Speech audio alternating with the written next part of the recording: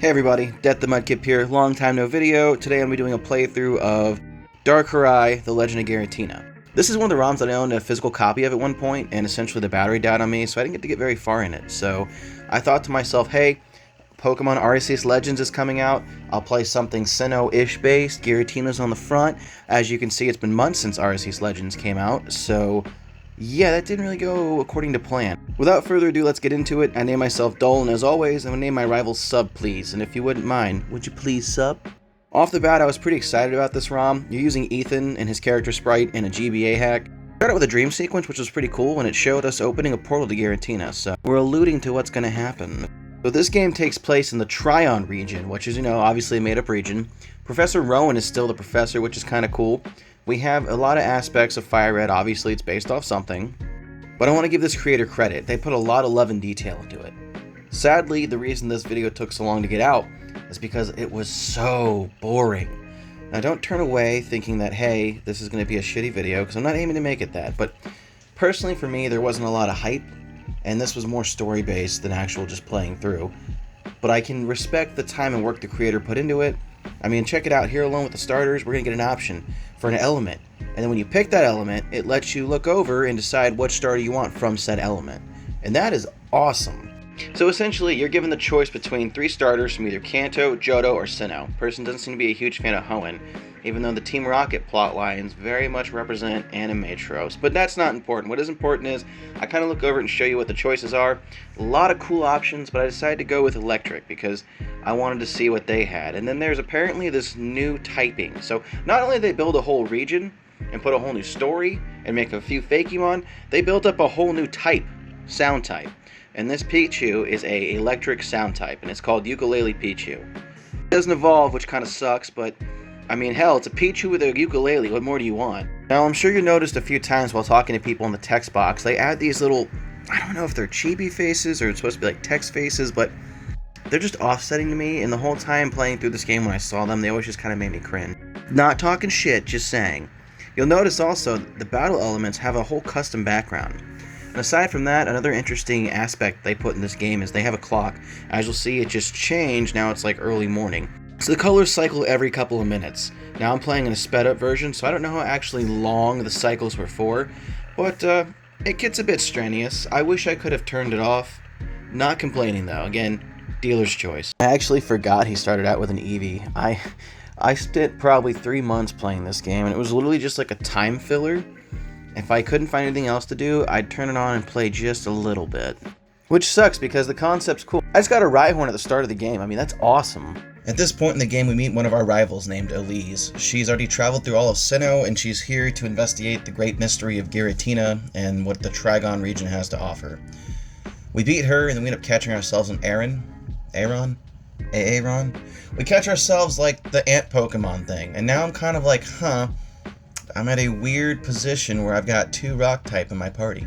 We obtain an old rod, and I decide, you know what, I need a water type, so I'm going to catch this Magikarp. I'm a huge fan of Gyarados. I don't know if that's been stated. Almost every single cancel run I play through, I end up grabbing the Magikarp early at Mount Moon, and I take a Gyarados. So, yeah, we got ourselves a Mr. Fish. Heading towards the first town, we end up coming across the Clefairy, and I decide, you know what, this party's not weird enough, let's add her to it. Oh man, this is quite the unbalanced team. Anyway, at the first town here, we meet this old man who starts going into lore.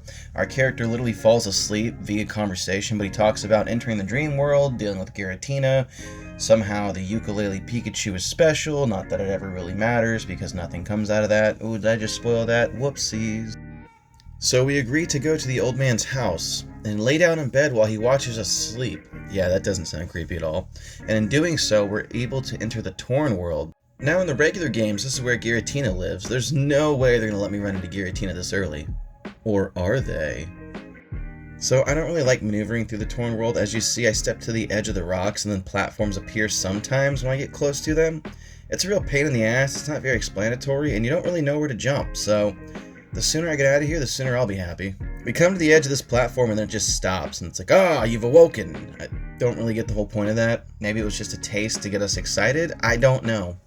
Nothing really important came of it in my opinion, and it was kind of a waste of my time. Then we speak to the creepy old man who was watching us, and surprise, it's actually a Team Rocket member.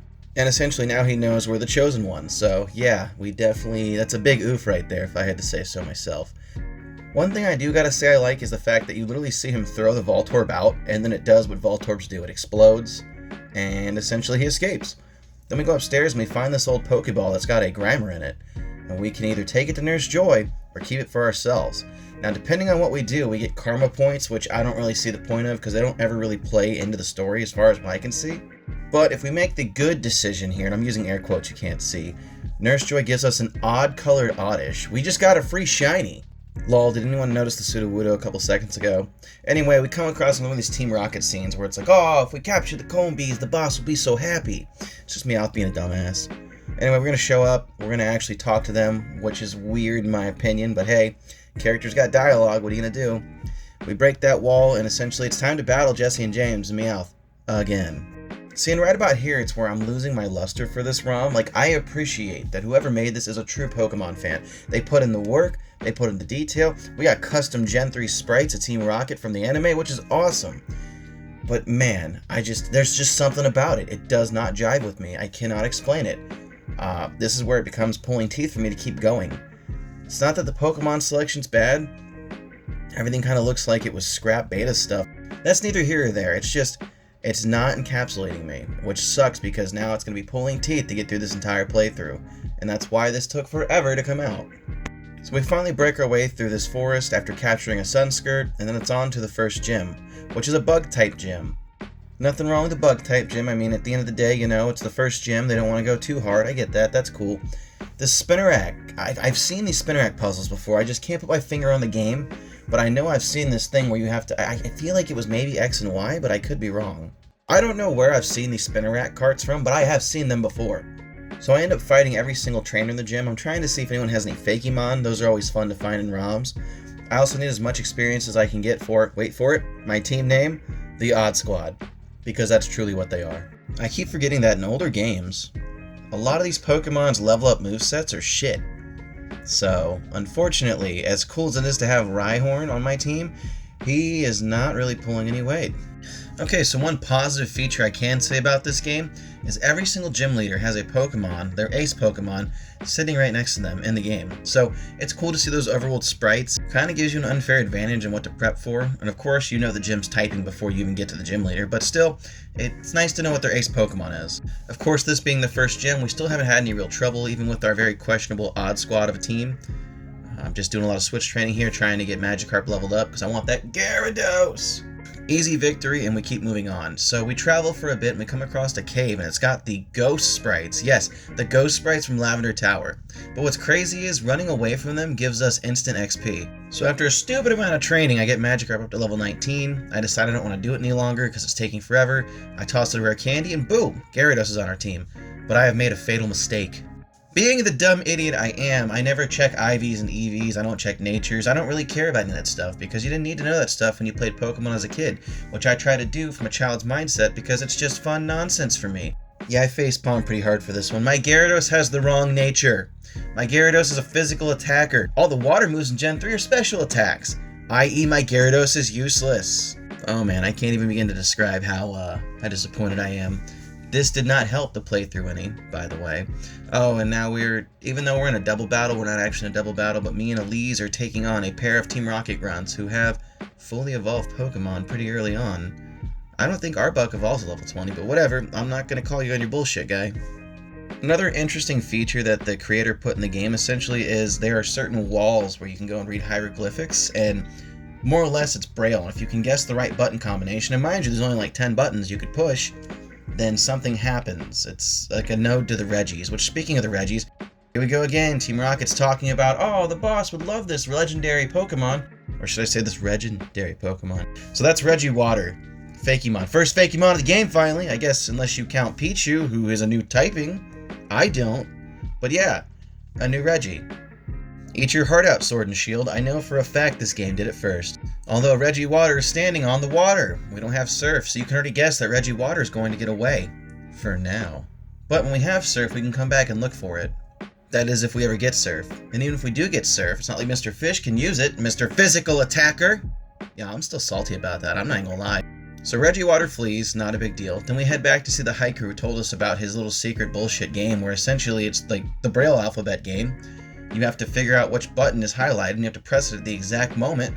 This took a few tries and I did have to look up the Braille alphabet online because I'm not familiar with it. And after wasting about 45 minutes in real time of my life trying to get into this stupid cavern, I get to the next floor and it's water. And you know what that means? That means I can't go any farther. So once again, frustration grabs hold of me. I leave behind all these cave systems and I head towards the next town, and that's where things get really weird. So essentially, this is where you learn about the trigron metals, which is like supposed to be a different form of currency that you can buy special shit with, and there's some kind of triathlon you can earn the metals. There's also a passageway blocked off that heads into like a haunted forest, so ghost Pokemon, which is cool, but you need certain things to get in there. It's a whole thing, and I think the creator bit off way more than they can chew with this, because at the end of the day, you end up just going to this place where the triathlon's supposed to go off, and they're like, you know what? Just take this shit. It's going to be years before it's done. And it's like, huh. And that's how we kind of progress after we get the gym badge. Before that, we got to battle our rival, Barry, also known as Subscribe. And it's that time again. If you hadn't subscribed already, please. I wasted so much of my life playing this so you didn't have to. Which again, not hating, this was not my cup of tea. This was boba tea, and I'm more of a chamomile person myself. Not really, I'm actually more of a green tea person, but that's not important. Tea time aside, back to the fight. How the hell you get a hair across, my dude? Now granted, I used one in my shiny gold playthrough, so I wouldn't go get it, but I'm just saying, like, I didn't see no hair across, and I looked high and low. So moving on to the second gym, it is a flying type gym. Now what's really interesting about this gym is it's got almost like a 2D perspective of an attempted 3D floor, because underneath there's supposed to be spikes. Considering we have an electric and a ground type on our team, this gym's not going to pose much of a challenge, but I can't appreciate the effort put into this. I mean, it's a pretty sweet gym. Some ROMs get lazy and just kind of copy and paste the gyms and change like one or two things, but this is completely original, so I can give props where props are due. So I know I have a minority opinion when it comes to Pokemon Arceus, but I'm just curious, what did you enjoy in the game? I know that the free world concept was pretty interesting. For myself, though, I couldn't really get into it. I guess it reminded me a lot of Monster Hunter, and I'm not really a fan of that series. So we get a glimpse of this gym leader's ace Pokemon, and it's a Skamori. Skamori? Skamori? You guys get the idea. It's the bird steel type from Gen 2. Nobody said I had to be able to pronounce them to catch them all. Or in this case, beat the few. Before I made the foolish decision to start recording my playthroughs and narrating them, I actually had played through a ROM of Pokemon Darkrai, which, by the way, had a much higher difficulty cap. There was a huge level cap where essentially you were almost always like 10 levels underneath a gym leader, and even if you raised your Pokemon up to the level they were at, they would be higher. So essentially it was kind of a grind to get to level 100 as quick as you could, but nothing gave you any decent XP. Anyway, I had run a Skamori on my team during that playthrough. I don't think I'm ready to take on a project as ambitious as that again, because that took me literally 2, if not 3 months to play through, and unlike this, I wasn't bored. I was just literally constantly grinding. I remember taking a road trip to Tennessee the year I played it, and I'm not kidding. The 12-hour drive from where I live to Tennessee, I spent most of it grinding out levels. Enough of my rambling. We pick up a bicycle, we end up selling Rhyhorn to some trainer who had posted a wanted ad on the board because it wasn't doing much for us. We replaced Rhyhorn with Aaron, of course. Oddish evolved into a Gloom, Zubat evolved into a Golbat, then given a rare candy became a Crobat because that friendship was maxed out, and of course we got a bicycle. So yeah, the Odd Squad's coming along, guys. And to top it off, we made it to the third gym. As you can see from earlier, it is a Ghost-type gym. The gym leader's ace Pokemon is a Bayonet. After multiple trial and error, I learned that the only thing that really does any damage against her essentially is Mr. Fish. So I used Clefairy to stall, because Ghost-type can't hurt Normal-type, which is nice. Kind of my ace in the hole, if you will. And I'm actually going to speed the footage up at this point, because unfortunately, since the types don't match up, it just becomes a battle of who can struggle each other first. We're going to use up all our moves and then start trying to struggle bus her to death. Oh man, I'm having flashbacks to the Alola region in Gen 7 when I ended up fighting a Ghastly with my Munchlax, and it was just like, oh shit, we can't hit each other. But our boy Mr. Fish comes in clutch and takes her out because it's a physical attacker! It's like the only time it'll be useful. Afterwards, we come across a house where someone's selling evolutionary stones, so you know what that means, it's time for Gloom to become a Vileplume. And once again, we are plagued by the endless cycle from day to night. It's a very neat concept, but I very much wish I didn't have to see it in battle. You could turn it off, I'd be okay with that. If it was just the overworld, that's fine. But it's everything, and it's like well, I'm sure it's longer with the original speed, but since I'm playing sped up, it's like every 5 minutes that shit's changing color. So, I could do without the kaleidoscope and mood ring of a screen background. After defeating Elise, the OC who kind of helps move the story along, in front of the 4th gym, we head in and take on the gym leader. I will say this, I'm enjoying the variety of gym typings we've had so far. It's a nice mix-up. So what you don't see on screen here is I usually try to train a bit between each gym. I like to keep my Pokemon at close to what the gym leader's top level was, but this time I said, screw it, and I just went straight in. Because you'll notice my Pokemon are a bit under-leveled, but it didn't really matter. Normal typing doesn't suck, because they kind of cover everything, but that's just what they are. They're literally basic. So, we had no trouble blowing through this gym after our 2nd or 3rd try. You'll notice I keep getting little notifications pop up on my screen. So I had been added to a group chat through Facebook Messenger for a game called Master Duel, which is like a Yu-Gi-Oh! Simulator. It had just dropped like the week or prior when I was recording this battle, so everyone just kept messaging this group I was in. And like a dumbass, I forgot to mute it like I do my other group chats. So the whole time I'm raging because I'm like, oh my god, stop! It was pretty funny. After that battle, I realized that Gyarados was just no longer useful to me. So I boxed it, and I went and got a Psyduck, and then a Slowpoke. I decided I'd rather have the dual typing because I remember in the anime Psyduck had like psychic powers. Its name is Psyduck, but it doesn't become psychic type. So I settled for Slowpoke, eventually which will become Slowbro for my team. Which brings us to our next gym battle. The gym leader is a water type user, and the ace Pokemon is a Gorebyss. Now I have not seen one of these in a hot minute, so definitely appreciating the love Gen 3's getting here with some of these more nonchalant Pokemon that don't really see the light of the main timeline's gameplay. Now, fortunately for us, for the first time since we started this gym challenge, we actually have 2 Pokemon that are super effective against this gym's type usage. We bowl through it. I beat this on my first try, which, not gonna flex, but how many 9-year-olds have trouble with the 5th gym on their first try? Okay, no, but realistically, yeah, what's to be expected? Type advantage is everything. With the 5th gym badge down, Aaron finally evolves into a Larion, so finally, you're not this tiny weak little ant anymore. It's only taken literally half the game. Do it for the pseudo, do it for the pseudo, do it for the pseudo legendary. I'm also starting to realize I could definitely use more type coverage, so I decided to trade in Clefairy for a Vulpix, and then we give that Vulpix a Firestone. But we gotta do right by Clefairy. She's been on the team forever, so we evolve her into a Clefable before we box her. And this right here made me salty as hell. I came across an in-game scene of Team Rocket coming across Manaphy's egg. Yes, Manaphy, the legendary sea clown from Gen 4, like the cutest mythical out there. Yeah, fight me on that one. But anyway, they come across Manaphy's egg. I rescue Manaphy's egg. But I just spent all this time training up my Slowbro, which you didn't see on screen. You don't know the time I put into it. I already don't like this game. I'm pushing myself because I feel like I've wasted too much time trying to finish this, and I don't want to start another project till I do finish it. Mentally and physically cannot go through another training session with a weak-ass Pokemon because grinding sucks. So, begrudgingly, even though I have a Fire Psychic type in my team, I don't replace Slowbro. I'm sorry for the spoiler, but I just could not. The amount of time, I think I spent a week training Slowpoke's low-level ass up. I had to argue with myself here, but the logic I saw was this. I don't care enough, I'm deleting this game off my phone when I'm finished with it, and literally a couple weeks here, it's going to be nothing but a bad memory, so why waste my time? Because my time is the most valuable thing I own.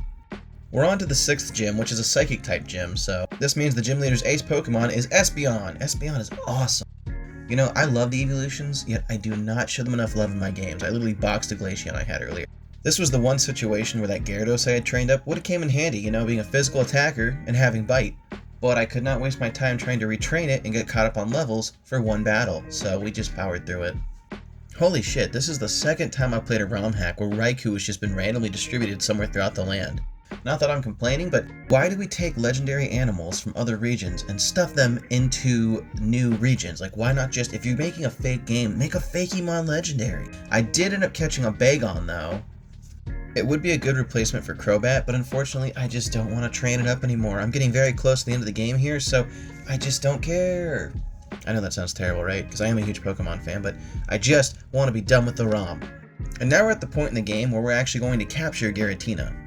The story progresses to where the Team Rocket is in this new region, the Trigron region, and they are essentially hunting Giratina, who is a legendary of this region. So we see the 2 main rivals in this cave taking on other grunts, and we end up stumbling upon Giovanni, who's like, haha, I'm going into the Torn world, and I'm gonna take the Sky Devil, and there's nothing you can do about it, lol.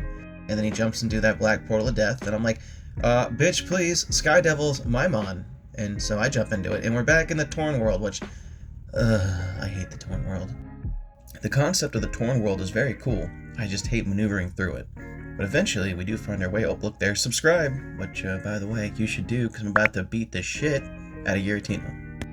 But of course not before I have the final villain fight against Giovanni, which I always found comical in these video games because he's standing in front of a wild Pokemon who is feral and definitely has the ability to tear him limb from limb.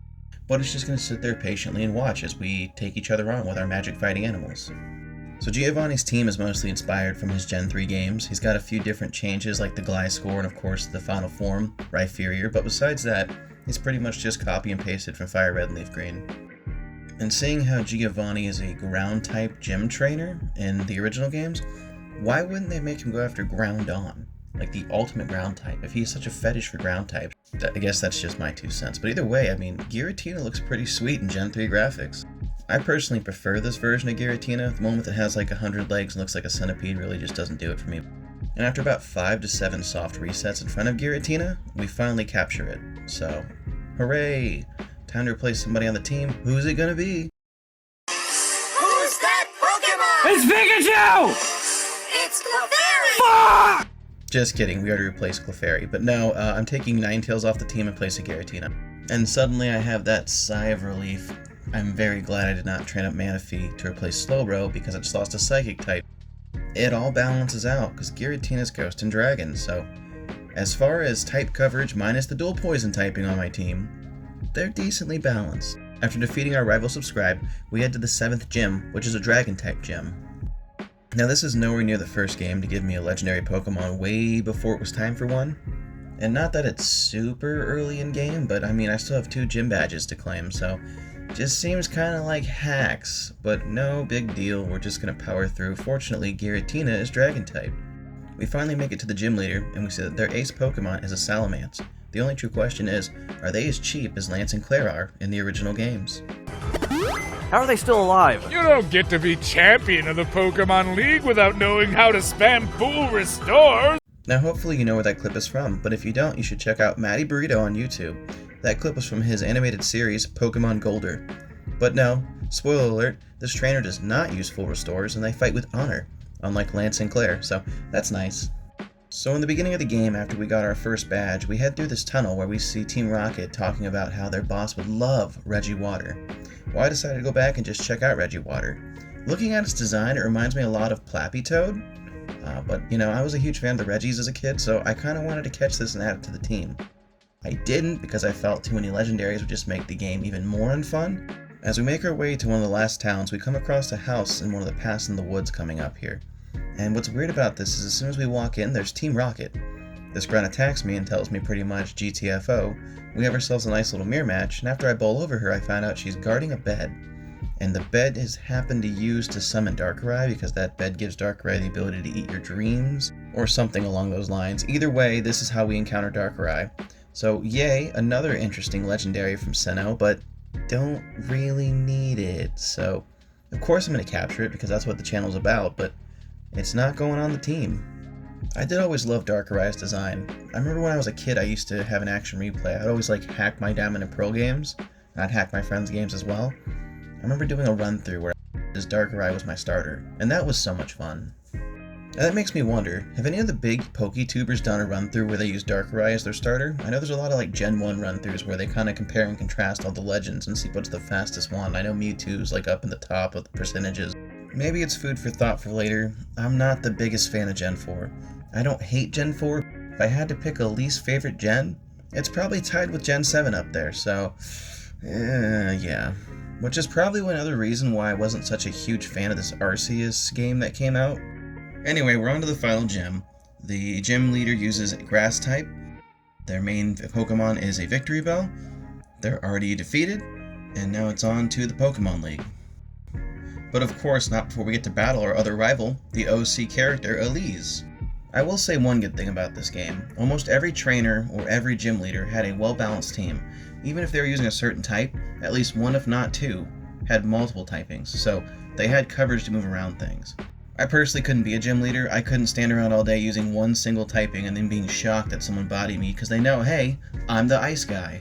We have one final battle with our rival, Subscribe. So if you've watched this long and you haven't done it, maybe consider. If not, I'll stop plugging it after this, I promise.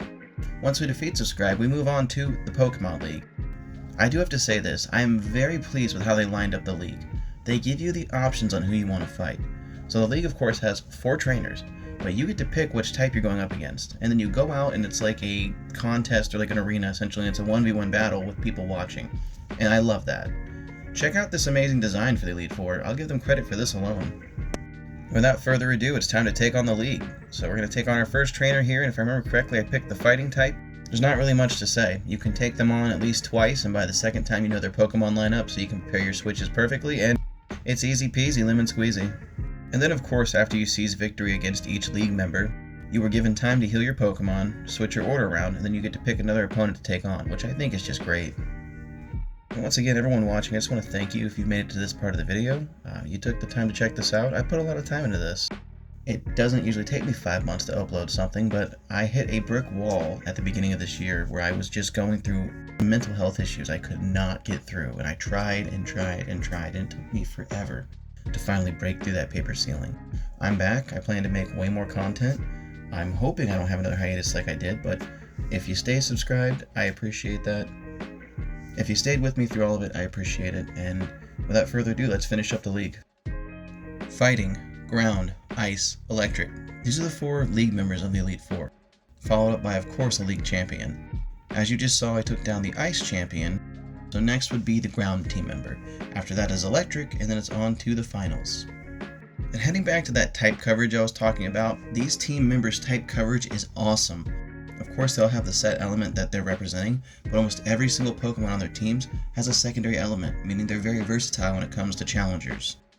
So have you played Pokemon Darkrai, Giratina Rising? My cat says yes. Although you shouldn't believe her, because realistically she's just trying to get me to give her treats, and she would do anything for set treats. I mean, wouldn't any cat? Back to the gameplay footage, we just defeated the ground type user, and now we're on to the electric type user. After that, we're on to the champion.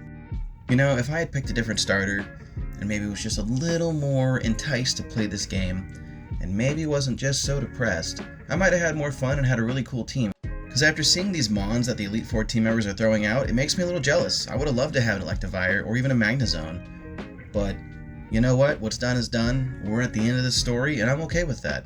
I played through it, I'll never play it again, but at least I can say, yes, I have done this, we're moving on to the next.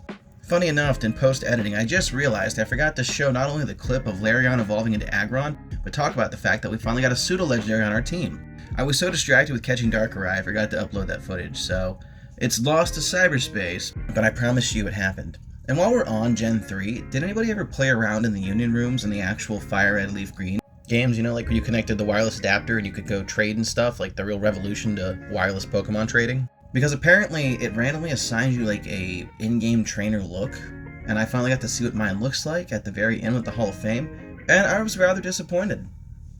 So now that this is over, I've got another video to put up that I kind of filmed in between playing this, so I guess I kind of lied to you. Oh no, I'm terrible. But yeah, I've got another video coming. I was really disappointed because it turned out what I was playing was a beta, so I didn't actually get to play a lot of it. So it'll be a really short one, and then we will get started on a new adventure. The question is what? Oh yeah, and look, I'm a whack-ass bird trainer. A bird trainer? Thanks for watching, everybody. I've been your host, Death the Mudkip, and remember, you gotta catch 'em all.